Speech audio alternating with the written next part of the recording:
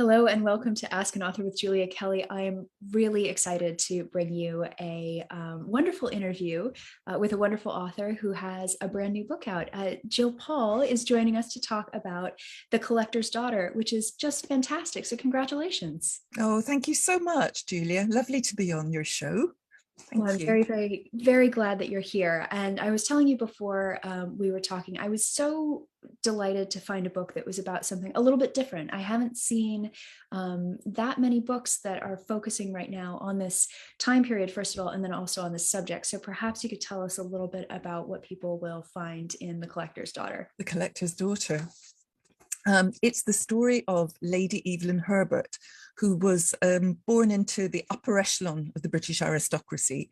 And her father was Lord Carnarvon, the sponsor of archaeological digs in Egypt run by the archaeologist Howard Carter. And Eve, as a young girl, got very passionate about archaeology and she wanted to go out there and join in with them. And so when Howard Carter telegrammed them in November 1922 to say he had found an undiscovered tomb in the valley, an undisturbed tomb in the Valley of the Kings, she and her father rushed out there. And she was the first person in the middle of the night to crawl through a hole into this more than 3,000-year-old tomb, which I think took incredible courage. So my novel is about her, and it's in the 1920s, the story of what they went through with this huge story. I mean, it was absolutely massive at the time, the discovery of the tomb.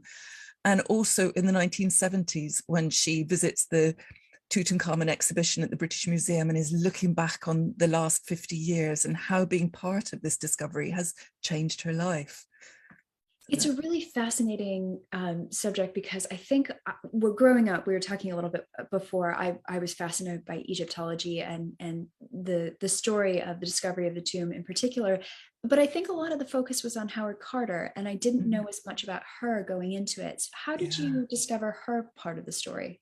It's always portrayed in the history books as well as a double act. It's Howard Carter and his sponsor, Lord Carnarvon. But when you look at the photographs from 1922 outside the tomb, there's this short, dark woman standing beside them. And I thought, hang on, who's that? Why don't we know anything about her? And of course, she was Lord Carnarvon's daughter. And the books just don't say anything about her. So I wanted to dig down and see what her role had been and how it affected her life. Well, So it's so interesting because you include in the afterword of this book in the sort of author's note and reading guide a photograph of the three of them standing mhm, there at the tomb, and I've seen that photograph over and over again. But of mm, course, foolish me, as I think with many of us, I didn't stop to think who was this girl. So, mhm. what was it about her in particular that made you decide, this is somebody I want to look into? Well, I've always wanted to write about Tutankhamun. In fact, I've written non-fiction for the British press about the tomb, but I wanted to write a novel. And I do tend to write women's stories, women that may have been overlooked by historians or that I feel have been unfairly judged, possibly by, sexist male writers in the past, and just to readdress her story. And I just thought, why is she not being mentioned at all when she was there? And it's not just one photograph, there's several. She had luncheon parties in the desert for visitors to the tomb. She was an incredibly gregarious person, very, very popular. And I can just imagine her standing there greeting everybody that turned up to see these treasures, talking a bit too much to the journalists that were around the tomb as well. That was one of her things. She was a talker, one of life's talkers. She does get herself into a little trouble in the book, but that's okay. It happens. Oh, So, yeah. it's interesting because I was thinking about her being present at the tomb and the experience of what it would have been like that of course you portray in the book, what it would have been like to actually enter that. But then, of course, you can't help but think about what women's roles in society would have been at this time, and especially a woman of such, incredibly privileged Oh, ground. She yeah. was really truly a member of the aristocracy. Were you surprised by how involved she was with the archaeological digs and her father's work? She led such a sheltered upbringing in Highclere Castle, which is where Downton Abbey is set, um, that she didn't even go to school. She had tutors that came to visit her and her brother, her at home. And so she'd really seen very little of society. But when her father got interested in Egyptology and started bringing home these treasures, and he had a collection, he had cupboards that he put them in, you can see exactly why a little girl would be fascinated by this. And it was her chance to spend time with her beloved dad. She could go into the cupboards. She became incredibly knowledgeable about all his treasures, and she could recite the names of the kings, the Egyptian dynasties. So yeah, I can see exactly why she would fall for that. Her mother, on the other hand, was grooming Eve to become, to make a really prestigious marriage. It had to be nobody of lower rank than a viscount, and only the first son, not the second son. So she's got that pressure on one side. On the other, her father's going off to Egypt with these exciting digs going on, and I would have gone. I would have gone to Egypt with my dad in that circumstance. So, Absolutely. yeah, why not? Well, it's interesting because in some ways it felt like she almost played the role of society hostess on these digs. She had the luncheons that you mentioned. She was very good, I imagine, with the ambassadors, the dignitaries, the various people that came through. She obviously had been trained and was a natural at this sort of more social graces, hospitality side of things. But then she couples that with a really incredible knowledge of Egyptology as well. Yeah. No, I think the social side, her mother was famous. I mean, her mother was quite a controversial character in many ways, but she was famous for throwing lavish parties at both her London house and at Highclere. So that's, Eve had a bit of both parents in her, obviously, but she could certainly entertain with the best of them. And I just think Egyptology must have been the only really interesting, different thing in her very sheltered upbringing. She didn't even have terribly many friends until she came out with her first season in, was it 1919, 1920? Yeah. So speaking about the season and sort of all of the expectations around her, as you said, she was expected to make an incredible match, and her mother is quite the force of nature. Yeah. And I imagine it would have been very hard to defy that, but she doesn't necessarily end up with the man that her mother would have chosen for her. Do you want to talk a little bit about the hero of our story here? The hero, yes, Brograve, very strange name. It's fallen out of fashion strangely. I had never encountered it Why? before. No, her mother was very keen for Eve to make a big hit in the London season. Very difficult coming out as debutante in that era because there were so few men.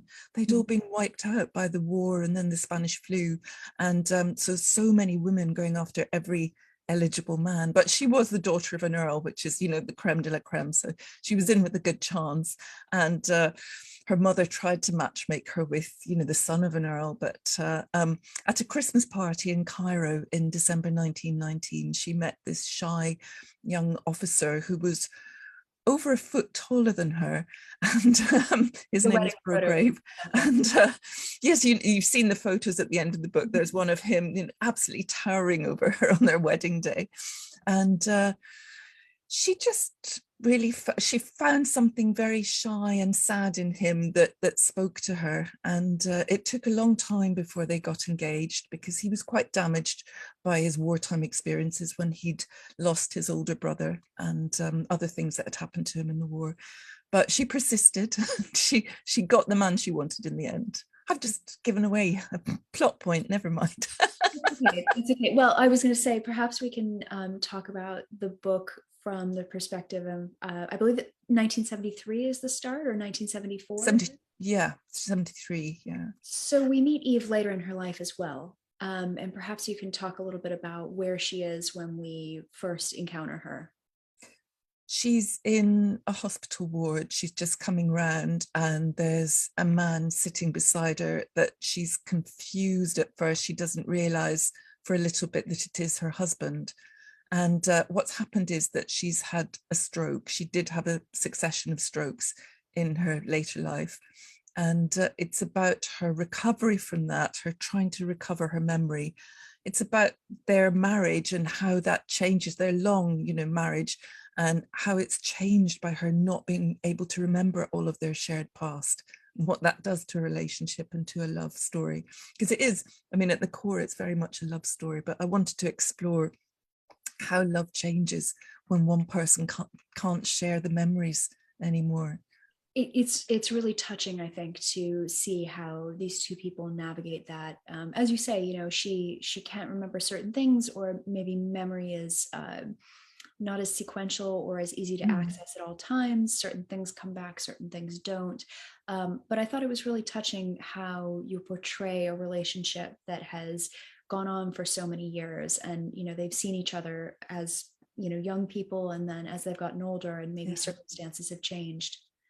And also, she can't remember everything about this great big discovery that she was part of in 1922. Although her knowledge of the past, and this does happen with people with memory problems after stroke and in old age, her memories of the past are often much clearer than of the recent present.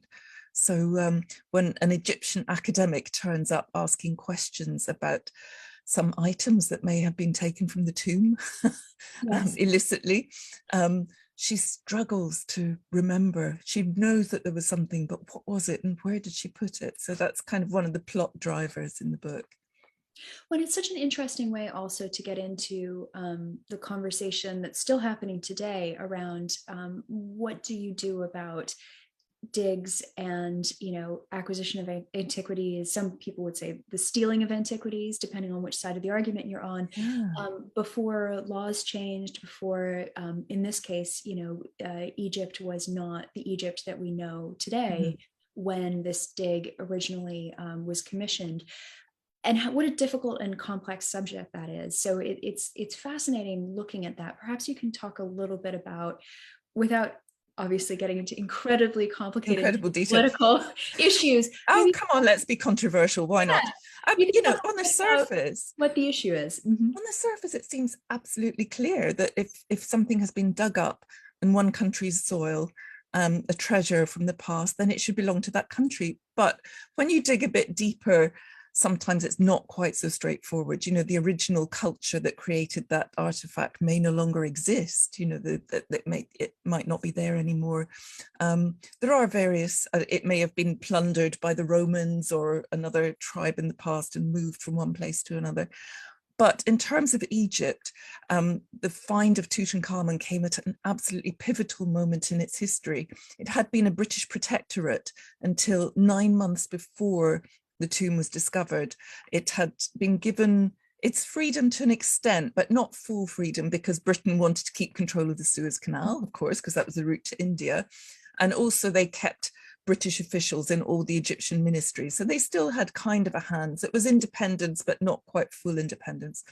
Anyway, when the tomb was discovered in Britain, it was portrayed as this huge British triumph. And, you know, British archaeologists, British sponsor, the King and Queen invited Lord Carnarvon and Eve to Buckingham Palace for afternoon tea to talk about it. And that was, the press were all about British triumph. But of course, in Egypt, the journalists there claimed it as their own. The people, you know, they wrote poems about it. It was a great triumph of their ancient culture.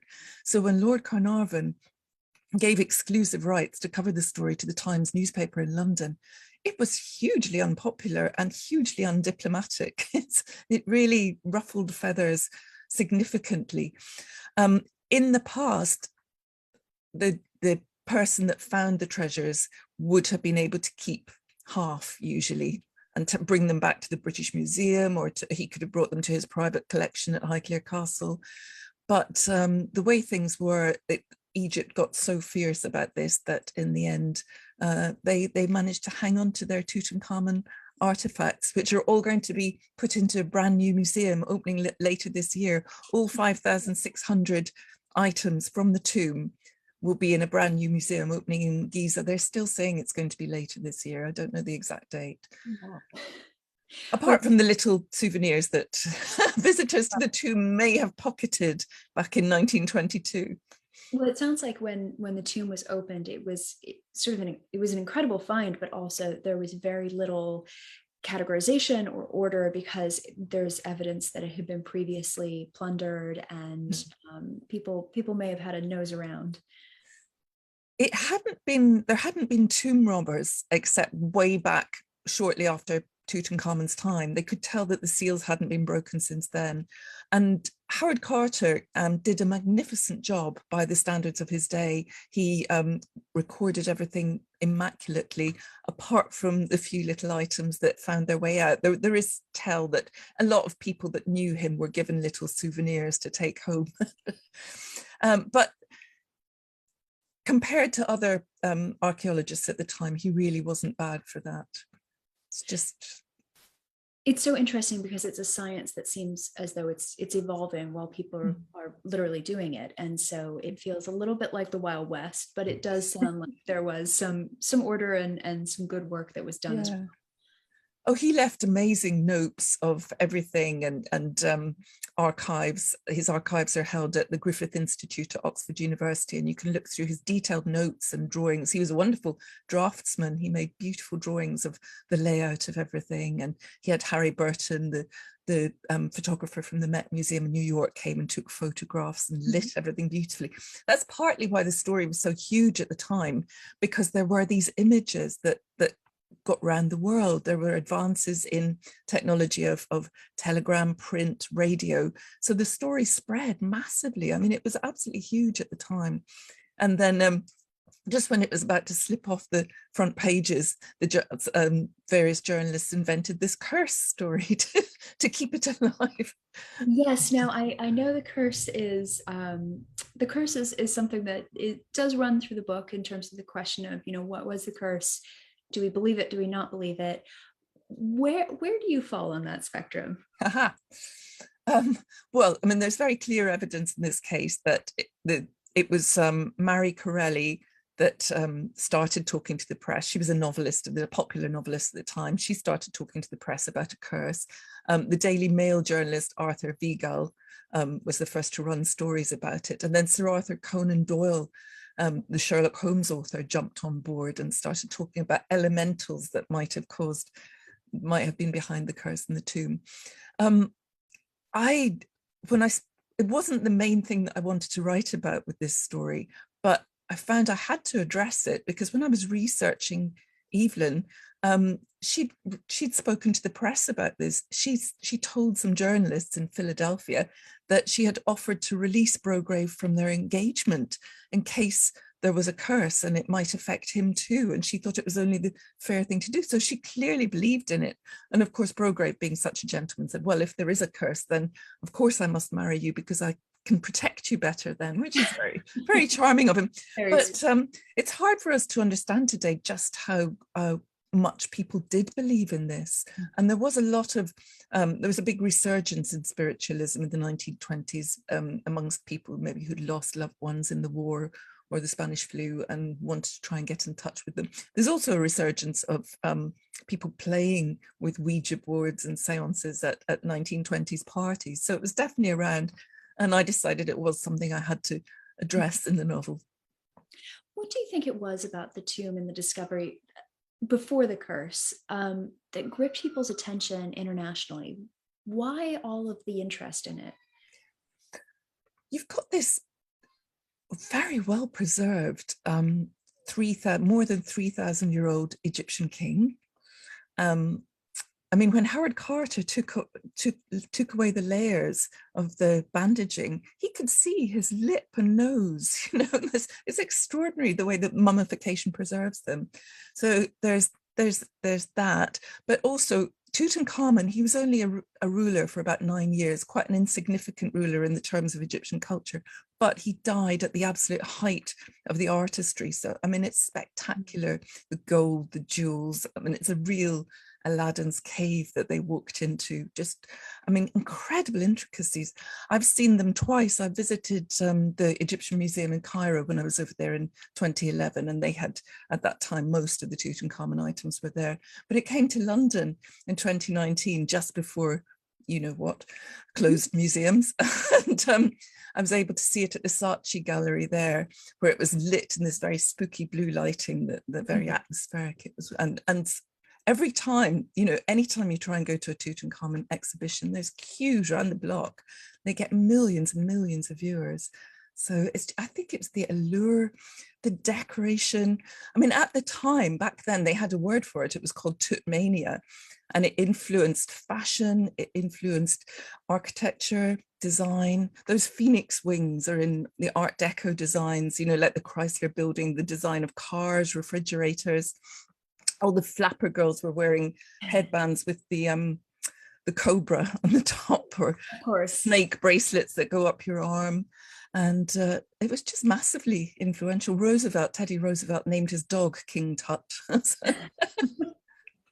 Wait, it's so funny. So when I was so bit of my history. When I was in university my first year, I came back for the summer and I was an intern at the Los Angeles County Museum of Art. And it was the summer that they brought through the Tutankhamun exhibition. They didn't bring the full mask that was not allowed to leave Egypt, but they did bring sort of miniatures and other artifacts from the tomb. And part of my work as a marketing intern was to survey people and ask them why did you come? Would you come back? And it was incredible the number of people who wanted to come, who wanted to see this. I think it's sort of at this point has become so legendary that it sort of sold its own tickets. But I do think there's also, as you say, it captures a bit of the imagination, right? It's a fascination of 3,000 years. It's lasted. It's just really, really interesting. And the artistry is incredible. I love the colors of the reds and the greens and blues on the gold. It's just extraordinary, beautiful. I mean, jewelry that you and I probably wouldn't mind wearing today for sure. No, I'd love to. I didn't think I was going to damage it. So. Oh no, it was quite an extraordinary phenomenon at the time. They were naming face creams after him. Even today, when there's a touring exhibition, you get the T-shirts. You get Batman villain inspired by Tutankhamun. There's the whole film thing, the Boris Karloff, the mummy coming back to life. That was that movie was written by a journalist that had covered the opening of the tomb. I didn't know. It's interesting how much of a pop culture phenomenon it was, as well as obviously significant archaeological discovery. Yeah. I think maybe in 1922, they were quite happy to have a good news story after everything that had been happening in the previous years. And it really ticked all those boxes. Absolutely. I'm so curious about the research for this book, partially because I'm nosy and love to hear about other people's research processes. But when you decided you wanted to write about Eve, how did you get started? I just, I have a huge, you can probably see behind me, I have a huge book buying habit. And so I just go online and buy everything that looks like it might be relevant, and read all the background and dig down and go through footnotes to try and find out more about Eve through that, because there isn't an autobiography. She didn't write a memoir. There isn't a biography of her. There are very few letters that she wrote. So I was relying on other people's view of her. And she was described by one Egyptologist at the time there as a magnificent girl, magnificent and plucky and devoted to her father. And I thought, well, that's a good starting point. Somebody else called her slangy. And the main thing that came across was that every crowd that she moved in right through her life, she seems to have been immensely popular. In horse racing circles, in the debutante circles, in Parliament when Brograve was an MP. And I just thought, wow, how am I going to get this across? So a lot of my characterization of her is invented, but based around that framework. And the other thing that I do when I'm trying to create, bring a character like her to life, is to read novels that were written in the period to see how they spoke and how they behaved and what was considered proper. And she wasn't as rebellious as many other girls were in the 1920s. She was quite obedient in the end, even though she didn't marry the man that her mother wanted her to. So my research is just reading around the period and maybe reading biographies of other people in the period. And then, as you know, with research for historical novels, you have to put it away and let the story tell itself, let the story come first, because this is a novel. What were some of the novels that you read around this period of time? Because I know we have some people who are going to be interested in that. If you can remember. Let me think. Well, Lord Carnarvon was supposed to have been the model for Bertie Wooster and the P.G. Was Wodehouse he? novels. So I did. I read lots of them, and of course the dialogue there is a bit, what ho, Jeeves. So Yeah. it wasn't quite accurate. Don't know. Edith Wharton is fantastic for. I mean, I know she's New York, but she's just fantastic for the way people spoke in the era, and She's also just a wonderful oh, I writer. know, I know Pleasure everything read. she ever wrote. Yeah, she's fabulous. I can't think who else. I'm just looking around at my shelves, but yeah, just. I mean, it's just before the period of Evelyn Waugh as well. So he was quite. In fact, he's related to them. He was related to Eve's mother. Right. Um, What about did you do any archival work? I know you mentioned she didn't leave behind not letters in the way really. that some people do, but Just the Griffith Institute in Oxford, where all Howard Carter's papers are there, and there's some letters from Eve as well. it But must be wonderful to get access to his papers and see sort of firsthand that. yeah, I mean, well, just he was meticulous, incredibly detailed, and his wonderful drawings as well. But it's not non-fiction, and I do always, if I stray away from real fact, I'll always confess in a historical afterword at the end. But I do need to stress that for me, story and creating a character that works with that story is the most important thing. It's not a non-fiction book, so I'm not trying to load it down with every detail of the tomb and what Right. happened there, because Well, of course I'm telling the story from Eve's point of view, and she never returned to Egypt again after April 1923. She never went back. So the whole decade that Howard Carter was unpacking the burial chamber, unpacking the funeral masks, Eve wasn't there. The first time she saw them was in 1972 at the British Museum exhibition. Well, I think it's an interesting question to sort of get into when you're writing about a real person, especially somebody who is relatively contemporary and I'm guessing still has family members who are Mm. alive. And how do you draw the line between historical fact and the fictionalization that you do, especially around things like conversation? Oh, I mean, in historical novels, you do have to make up the dialogue and the thought processes. Nobody was there, and even if people have written an autobiography, I mean, people lie in their autobiographies. They really It's do. just, you It's can't a really very take polished them as truth. fact. Now, I have a background in non-fiction publishing, and I used to publish biographies and autobiographies, and I know that when you get an authorized biography authorized by the family, you may well get access to more family papers than you would otherwise, but you're kind of tied to giving the viewpoint that the family want to put across. So, for example, in this instance, the current Lady Carnarvon, the eighth, is wife of the eighth Earl, she's written several books. She hasn't written about Evelyn, but she wrote about Almina, her mother. And it's a really useful book about life in Highclere and Almina's background, but she misses out a lot of the scandals, let's More call them. scandalous side, yes. Yeah. So she doesn't talk about the fact that there was a rift in the family between Almina and her son Porchy after Lord Carnarvon died. She scarcely mentions the fact that Eve's mother had a really damaging lawsuit with the first wife of her husband in 1925. It's just a crazy thing for her to do. And that her son went on to bankrupt her and later force her into bankruptcy. So there was a whole big story there that although she's written a biography of Almina, she doesn't mention. So you can't really tell the whole story just based on what the family want you to include. But I have sent her a copy of the book. She hasn't got back to me yet. I hope she will. It'd be lovely to hear from her, to hear what she thinks about it.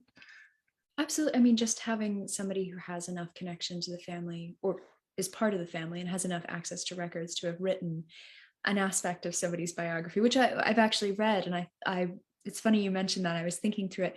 I don't remember this being quite so scandalous.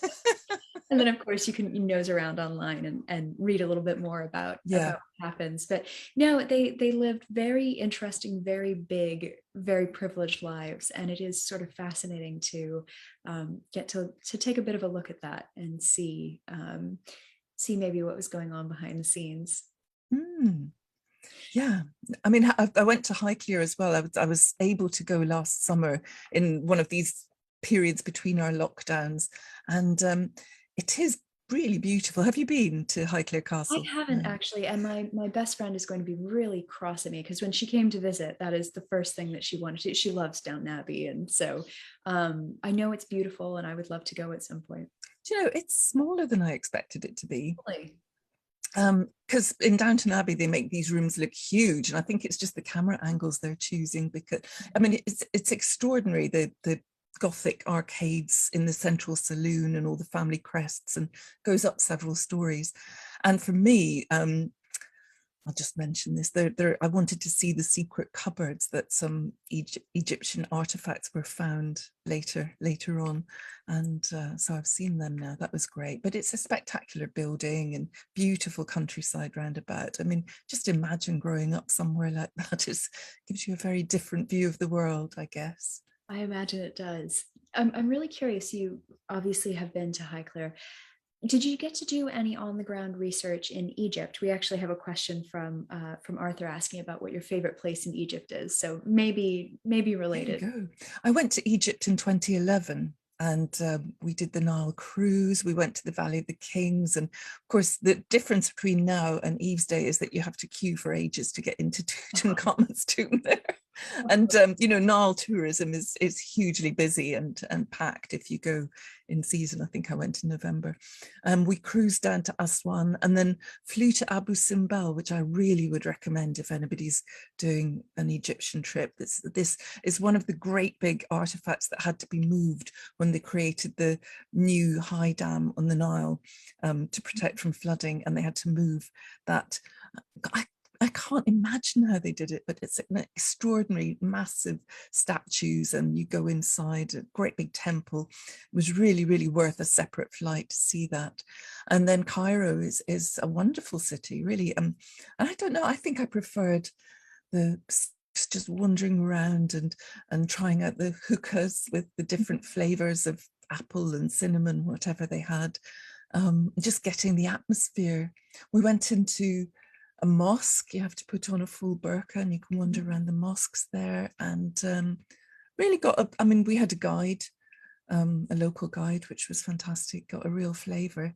But I did the real tourist stuff as well. I rode on a camel around the pyramids. I mean, you have to, don't you? I think so. And it ends up, of course, eventually becoming research in a book. So Yeah. I mean, I always knew I wanted to write about Tutankhamun. It's just such a teenage fascination of mine, and I was just waiting for the right time. And in fact, the centenary of the discovery of the tomb is November next year, so I'm a year early with that. But it just so happened that way. That's what my publishers wanted me to do. well, you'll be on shelves and just in time. So I hope so. That'd be good. Yeah. I would love to ask you a little bit about your writing process and how work goes for you. So, kicking it off, Diane asks what your typical day of writing is. I get to my desk at 9 o'clock. I do a bit of social media and replying to emails. I have a friend who's been in hospital long term for many years. In fact, it's a very sad story, and I speak to her for half an hour first thing every morning. So we do that, and I get all that out the way before I start writing, or which, whether I'm researching or writing, you have to switch off the social media, switch off the phone, just get on with it, get all the distractions out the way and get on with it. And then I'll write till about lunchtime, and I always swim every lunchtime. I'm lucky enough to live next to Hampstead Heath, where there's these wild ponds, and I swim every day year round, break the ice in winter, and do that for an hour, and then come back refreshed to work for the afternoon through to about 6 o'clock usually. And are you typically a fast drafter? Do you take a lot of time over that first draft? I've got a sort of odd process. I don't know how I fell into this, but I write an incredibly long outline. I don't know if you can call it an outline, actually. It's about 40,000 words. It's almost half a book. I know. What I do is when I've done all the research, I put the research away, and I've got a vague plan for the story in my head, and I'll just sit down and I'll write chapter by chapter what's going to happen, but very quickly, without stopping to choose the perfect description or write dialogue particularly. I mean, I might have the odd bit of dialogue in there, but mostly just getting the story down and what happens in each chapter. Mhm. So it's a kind of, free flow, figuring out where the emotional high points and low points are. And then I'll show that outline to my agent, my editor, hopefully, if they are okay with it. Then I'll go back and write line 1, paragraph 1 of chapter 1, the real thing. So Sure. I'm working to a very well set out plan, because otherwise I just meander off all over the place. It is tempting. I need a bit more structure than just sort of sit down at the desk and go, as well. But I've never heard of this sort of long No, outline. I've never heard of anybody else doing that. I mean, I'm writing at least 40,000 words more than I need to, but it just, especially when you're writing to a deadline, I don't really have time to wander off. I know we're both doing a book a year at the moment. Yes. You haven't really got time to get lost and then find your way and come back again. No. Though having said that, with this book, I've written 7 different beginnings for it. Really? Yeah, I know that was, so the plan didn't really work out. My original vision for the novel was, Eve's life from childhood to old age and how it was shaped by the discovery of the tomb in the beginning, in the middle. So I started off writing scenes of her as a child. And when I sent that to my agent in outline form, she was like, oh, no, you can't do that. It's too slow. There's no, you need a hook at the beginning of the novel that you have to read on to find out what happens. And I didn't have anything. Creating dramatic tension. So I then tried 6 more different beginnings. And, every time I change the beginning, as you know, it's got knock-on effects all the way through. So I really rewrote it each time until I found the beginning that I'm happy with eventually. So yeah, my 40,000 word outlines don't always solve the problem of meandering off course. But fortunately, I was writing this at the beginning of last year. Mm-hmm. In lockdown, so we all had plenty of time to get on with things. Yeah, absolutely. And it's interesting that you say about changing one aspect can just have a complete knock-on effect. Yeah. The number of times I've had conversations with editors who've said, if you could just tweak this, or, just change the timing or add this. Anytime somebody says tweak to an author, they just think, oh no, I know. This will take forever. Yeah. Because it does, books are interwoven in such a way and locked in such a way that if you change one thing, it changes all these other things as well. So it can be a bit of a nightmare when it comes to making those types of changes. But hopefully, fingers crossed, it doesn't happen. You just have to start from scratch when you're making a substantial change like that, and then pretend you're at the beginning again, really. Yeah, I think so. So when you're sitting down to do your writing, do you have a goal for sort of a word count? Is it a little bit more open than that when you're in that sort of both in the long outline and then the first draft stage? Not so much counting the number of words, but I might try to get a particular scene or a chapter written so that because a chapters is almost a story in itself. You've got the beginning, the middle, and the end, and to get that out in one sitting in one day is a good idea, rather than stopping in the middle and leaving it hanging. Particularly if it's a very emotional scene, you've got to really just get it down. Yeah, I find that those are the scenes that always take the most out of me. Also, it requires a lot more than that means it's working. Yeah, they're more intense than the setup. Here's where all your characters are. This is what everybody's doing. Okay, let's set the story in motion. Type of early chapters. I've got a story, not about this novel, about another one. My partner came into the room and found me crying, and he was like, "Oh my God, what's happened?" And I said, "Oh, the baby died." And you could see his brain going like, "Who do we know that's got a baby?" And right. And then finally I said, "In my book, the baby died." He went, "Okay, so you wrote about a baby and you wrote that it died, and do you want a cup of tea?" That's always the right response. That is always the right response. You want a cup of tea? I'll just leave you alone for a moment. Oh dear. I think it is one of those things where when you're trying to write emotion and you're trying to make sure that it really rings true, you can sort of get to yourself in a way. Yeah. I've got a little trick that I use when I want to really get under a character's skin in an emotional scene, which is that I'll I'll write it first person. I mean, I normally write close third, but if you write it first person and have them tell it to you and then change it to third afterwards, that's one way that I use to really get in a bit deeper, I think. That's really interesting. I've never tried that before, but I Huh? might very well try that trick. I like that. Well, you mentioned that you have a career, or you had elements of your career that focused on nonfiction. How do you think that that has influenced your novels? Well, I'm writing biographical novels, so I think it's obviously influenced me quite a lot. It wasn't a conscious process, though. I mean, I started writing biographical novels after reading Paula McLean's The Paris Wife in 2011 and just thinking, oh my gosh. And I mean, for anybody that hasn't read it, it's about Hemingway's first wife, Hadley Richardson, and the time when they were in Paris while he was still struggling to become a writer. And it's told first person from Hadley's point of view, and about just how they got on in these years and how difficult he was, really. And I loved it. I just loved it. In fact, I read it again this year just to remember what I loved about it. And her language is just divine as well. But she started me thinking, my gosh, I mean, authors have always written about people in ancient history, about in this country, about the kings and queens of England. But if you can start writing about 20th century women in that way, we can really step inside their shoes and figure out what it was like to be them in an era where, almost all the time they had much less personal freedom than we do now. They had fewer choices. The marriage that you made was absolutely critical to your happiness, to your wealth. It was so much harder to get any kind of decent career. And I just love writing about these women, especially, as I said earlier, the ones that I feel have been misjudged perhaps by history. And well, I'm so glad you mentioned that, because we have a comment here from Diane. This is a really interesting discussion. Thank you, Diane. I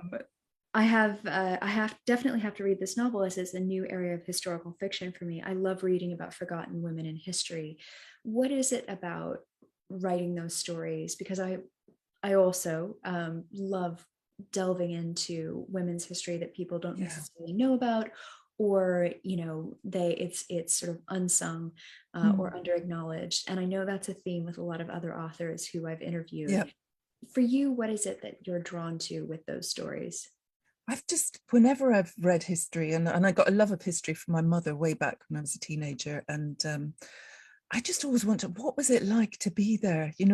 What was Anne Boleyn thinking as she walked down to the scaffold, waiting to see if Henry VIII was going to give her a last-minute reprieve?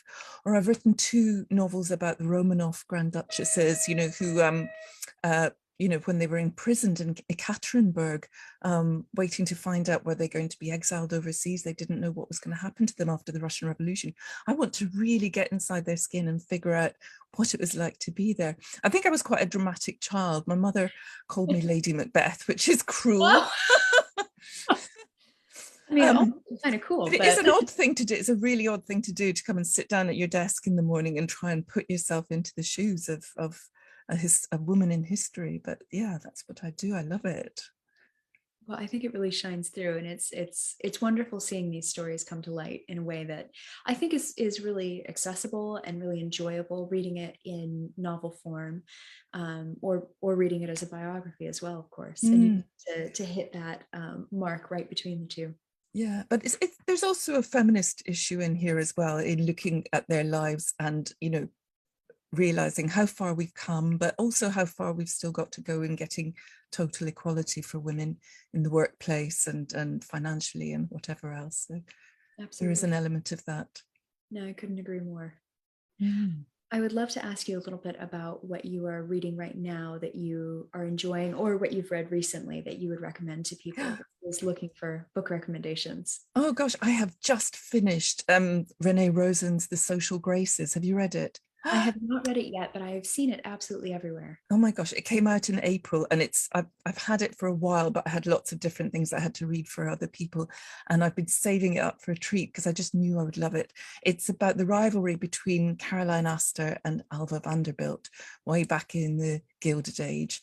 And at the beginning, I thought, how is she going to do this? Because both of them are women that are motivated by snobbishness, really, and Yeah. wanting to get their place in society. And how can you respect that in a woman? And do you know what? She just gets completely under their skin so much that you understand where they're coming from, where their insecurities come from. Oh my gosh, I just loved it, really loved it. That sounds So fantastic. that's I've one seen. book I've just finished. Um, Let me think. Oh yes, Louise Fine. I don't know if you've come across her. She's I think it's her Um, second or third novel. Are you going to talk to her? I'm going to talk to her. So they don't know about this yet, but I am going Okay. to talk to her. So stay tuned for when The that's going. Hidden Child, which is out later this month or early next month, I think, is, I mean, as soon as I heard the premise, I wanted to read it. It's set in the 1920s with a man who is a proponent of eugenics and thinks any weakness should be bred out of society. And then his 3 or 4 year old daughter has an epileptic fit, which is one of the conditions he thinks they should be breeding out by sterilizing women that Mhm. have these traits. So it's about his marriage. You know, what does his wife do? Does she take her husband's side, or does she protect her daughter? And I absolutely loved it. I think she's just such a talented storyteller. It's wonderful. Well, you guys can look forward to that because that is coming. More on when it's coming soon. So don't Yeah, worry. yeah. And Hazel Gaynor. If you haven't read Bird in a Bamboo Cage yet, that's a World War II story. It's somewhere up Have you there. got it up there? I do. Set in China, with some school children and their teachers who were interned in a Japanese prisoner of war camp in China in the 1940s. And she tells it from the point of view of a teacher and a child. And that's just such a dramatic tension in there, because obviously the teacher, Elspeth, knows far more about the dangers than the child does, and they're trying to play it down. But you as a reader can see both sides. It's a wonderful, very clever novel. That was one of the ones too where I thought it's really wonderful seeing a different geographical location Mm, for World War II, a different story, a different cultural coming together. It was really, really interesting. yeah. Definitely, if people are looking for something that feels different in World War II fiction, that's one I would highly recommend. Yeah, it's terrific. I haven't written World War II or World War I, particularly in non-fiction I have, but not in fiction, because I just think there's so many people doing a brilliant job of it. I'm also really not good at writing about violence. I couldn't, not, I mean, I love Kate Quinn's books. As soon as they come out, I grab them. Yeah, If you she's want wonderful. great hand-to-hand combat, she's your girl. I can't compete with that at all. I'll just buy the Kate Quinns and write about my society figures, I think. I think everybody has different things that they really enjoy writing about, and that's the wonderful thing about getting to then read everybody else's books. Yeah, yeah. Well, Do you speaking manage to find lots of reading time in your busy life? I do. So I do more so now that I've left my day job. I've been able to do quite a bit more of that. And I do rely on sort of a split between audiobooks and print books as Oh, well. right. But one of the things that I really love and have since I was a child is reading in the bath before bed. And that's sort of my bedtime routine is I'll go and I'll draw a bath and sit in the bath. So a lot of my books have sort of slightly wrinkled Wrinkled. Yeah. edges. I know the If I feeling. ever lend a book to somebody and it's got wrinkles, that's what's going on there. So Mm, but I do find that that's a really nice, relaxing time because there's no phone, absolutely. there's no laptop, there's no, and especially when I was writing and working at the same time, I found that that was a really nice way to unwind Mhm. because you don't have this sort of necessarily the same amount of time in the evening to Yeah. relax a little bit, to be quite honest. So, Mm. yeah. Oh no, I always earmark an hour before bed when I'll read in bed for an hour, and that's sacrosanct. Nothing eats into that. I think that is a great idea and a Important. very good habit. But no, whenever I can steal a moment on the sofa with a cup of tea and a book, I'm usually very happy. So, What are you reading at the moment?